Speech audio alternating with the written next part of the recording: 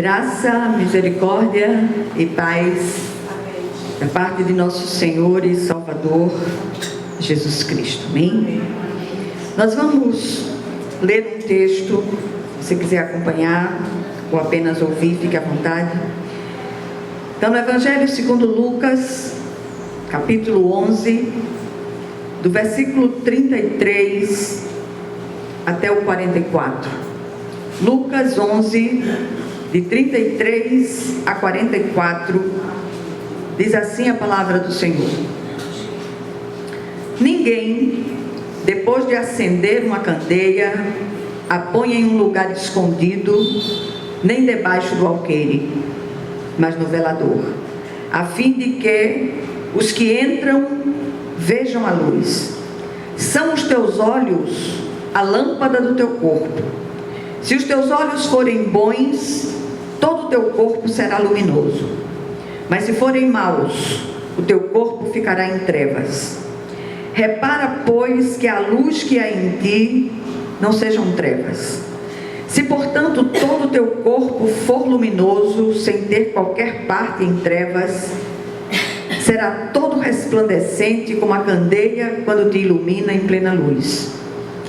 Ao falar Jesus estas palavras, um fariseu o convidou para ir comer com ele. Então, entrando, tomou lugar à mesa.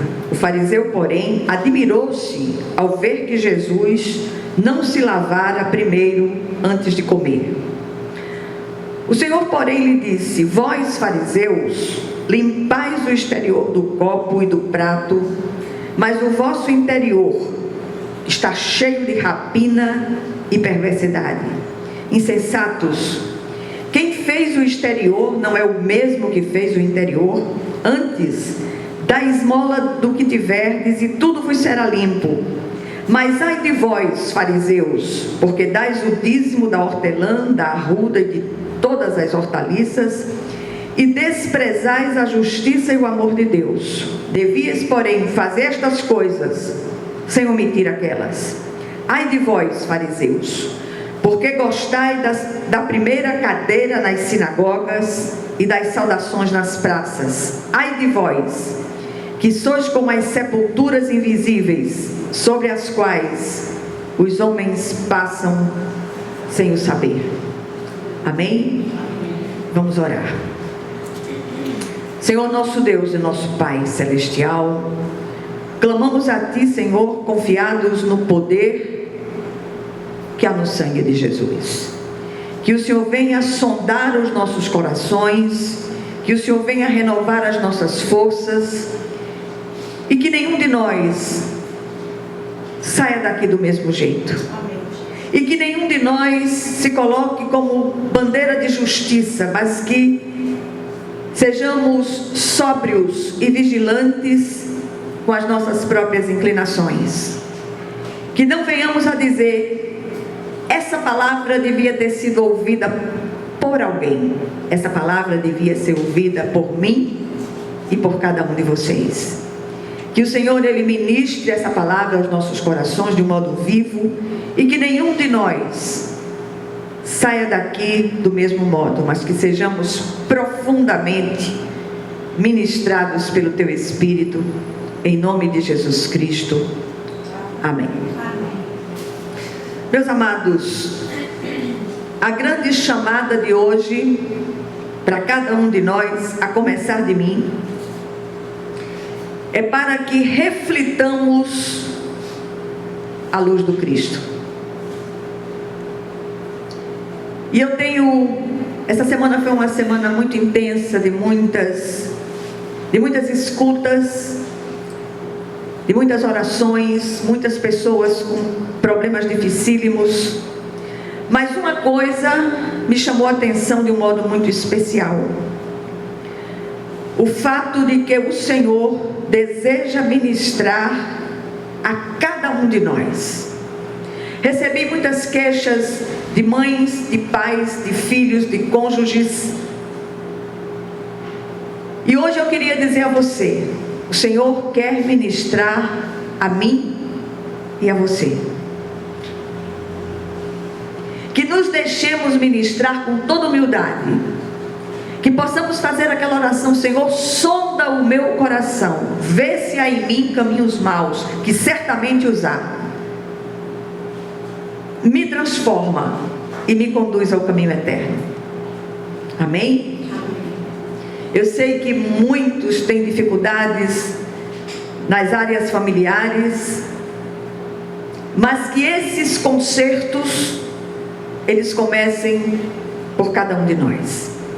E eu queria levá-los a essa reflexão sobre o quanto da luz que é o Cristo tem refletido através de nós. Isso é sério demais. Muitas vezes são pessoas com anos de evangelho, anos de igrejismo. E eu não quero falar de igrejismo aqui, eu quero falar de relacionamento íntimo com esse Deus vivo, único, que é capaz de transformar a profundidade dos nossos corações. Nesse capítulo, Jesus traz ilustrações sobre a repercussão da palavra de Deus no coração de quem a ouve. O texto citado mostra Jesus extraindo da vida cotidiana o exemplo da candeia que deve ser colocada no alto do velador para iluminar toda a casa. Em seguida, ele aplica a ilustração dada à vida de um religioso que o convida para jantar e se choca por Jesus não obedecer ao ritual de purificação antes de comer. Eu acho essa passagem tremenda demais. Como Jesus me ensina aqui a não usar o protecionismo de, na casa daquele que o convidou, não deixar de dar ali uma das mais preciosas lições. Ele era o convidado. E ele dá àquele homem uma das lições mais importantes do Evangelho.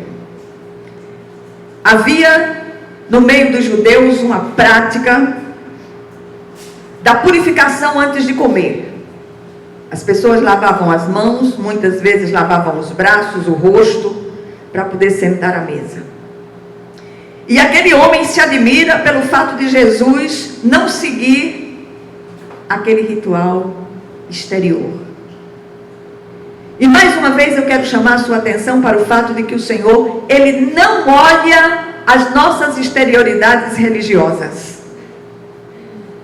mas Ele é aquele que enxerga a profundidade dos nossos corações. Ele conhece aqueles recantos mais escondidos. Ele conhece os nossos porões. E Ele vem com toda a liberdade e sonda, prescruta. Já disse isso outras vezes, mas a gente vai ficando nova assim, feito eu, vai repetindo as coisas. E os ensinos de Jesus eram prescrutadores.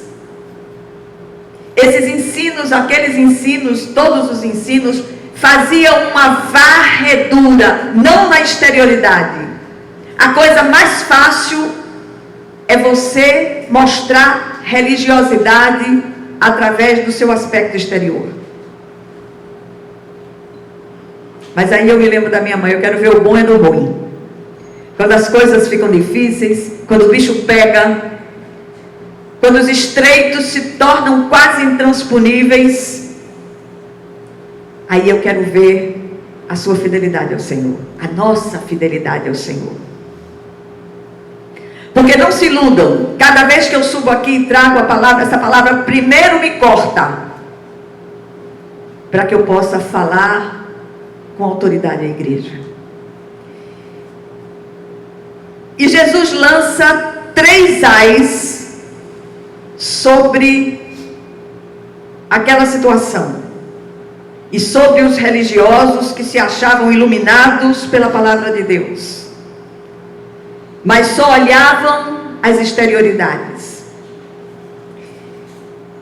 E ele lança 3 ais sobre eles que se achavam muito puros, muito limpos, muito ordeiros. O primeiro ai, contra contra os que colocam a religiosidade exterior acima da justiça ou do amor de Deus. E eu queria pedir licença a vocês mais uma vez, para ler outra vez alguns versículos já lidos, que o Espírito de Deus, ele ministre aos corações. Ao falar Jesus estas palavras, um fariseu o convidou para ir comer com ele. Então, entrando, tomou lugar à mesa. O fariseu, porém, admirou-se ao ver que Jesus não se lavara primeiro antes de comer. O Senhor, porém, lhe disse: vós, fariseus... E detalhe, Jesus está na casa do homem, sentado na mesa dele, viu? Vós, fariseus, limpais o exterior do copo e do prato, mas o vosso interior está cheio de rapina e perversidade. Insensatos! Quem fez o exterior não é o mesmo que fez o interior? Antes, dá esmola do que tiverdes e tudo vos será limpo. Mas ai de vós, fariseus, porque dais o dízimo da hortelã, da arruda e de todas as hortaliças, e desprezais a justiça e o amor de Deus. Devias, porém, fazer estas coisas, sem omitir aquelas. Que nós possamos prestar atenção ao poder revelador da palavra de Deus. Que cada vez que você abrir sua Bíblia, você não diga: Senhor, eu queria que fulano, fulana, meu pai, minha mãe, meu marido, minha esposa, meu filho, ouvisse essa palavra. Mas diga: Senhor, faz com que essa palavra desça aos meus porões. Quanta coisa precisa ser tratada em cada um de nós. E se ainda estamos aqui, a obra não acabou em nenhum de nós. Estamos todos em obras. Eu não estou falando desse poder, repito, na vida do outro, mas na nossa própria vida. Aqui somos chamados a ser luz, que façamos a diferença com atos concretos de amor. Cuidado com as palavras. Muitas mães, pais, cônjuges, filhos têm sido profundamente feridos com as palavras malditas por nós. O Senhor não está preocupado com o cerimonialismo de fachada. Antes, Ele deseja que o glorifiquemos, repito, com atos concretos de amor. E o grande desafio para o cristão de todas as épocas é fazer com que aquilo que falamos se reflita no que fazemos. Do contrário, somos grandes farsas como cristãos. Repito. Eu queria rogar ao Santo Espírito que Ele viesse sobre nós de um modo vivo e especial no dia de hoje. Que o nosso testemunho dentro dos lares seja impactante, no bom sentido. Que nós possamos nos deixar ministrar pelo Espírito de Deus. Aqui dentro é muito fácil. Sobretudo aqui que tem um formato de culto rápido, até para que as irmãs que não têm maridos cristãos possam voltar rápido para casa e evitar encrenca. Mas dentro do ambiente eclesiástico é facinho demais ser crente. Ainda existem os cacuetes pentecostais. Glória a Deus e aleluias, né? E quando sai da porta para fora da igreja, a pessoa vira uma praga. Então que a glória do Senhor desça sobre nós, que nós sejamos visitados, incomodados, tocados pelo Espírito de Deus de um modo vivo e absolutamente irrefutável. Que sejamos confrontadas pelo Espírito de Deus. Tanto nós que estamos aqui presencialmente, quanto aqueles que ouvirão a nossa palavra através do vídeo. O Senhor sempre coloca em nosso caminho oportunidades de fazer brilhar a sua luz. Essas oportunidades são como fotômetros de Deus para ver quanto de sua luz há em nós. Sobretudo nós que dizemos ser cristãos. Que a luz que é o Cristo, que a luz que dizemos que há em nós, não sejam trevas.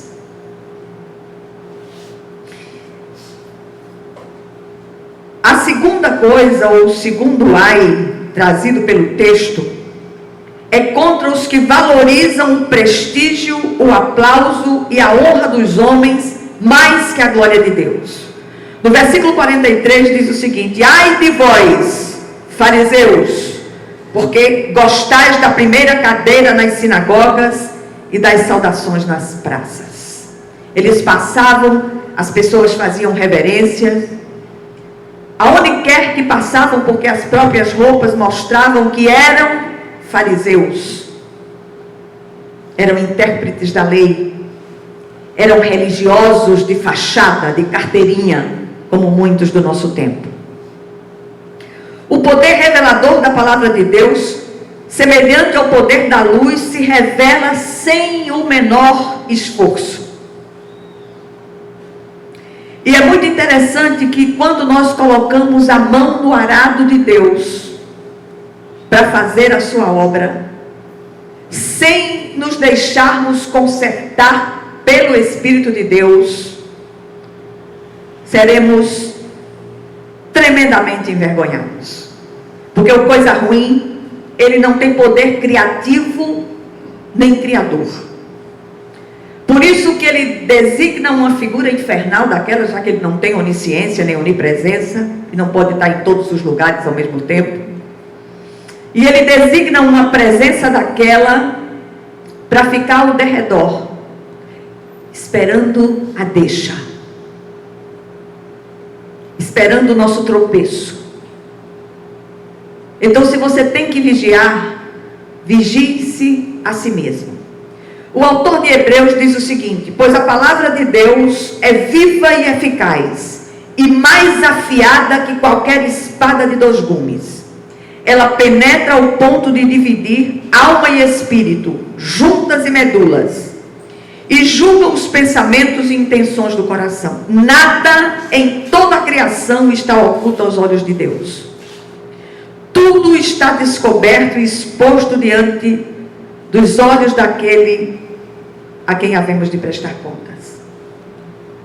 O Senhor sabe aquilo que você pensa. O Senhor conhece as intenções mais profundas do seu coração. Esse texto foi lido na nova versão internacional.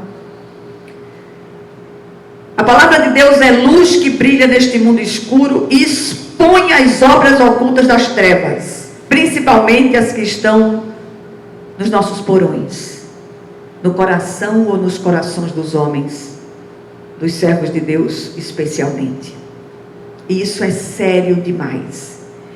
Eu digo, se você tem brincado com a palavra de Deus, arranje outra brincadeira para fazer, porque essa é perigosa demais.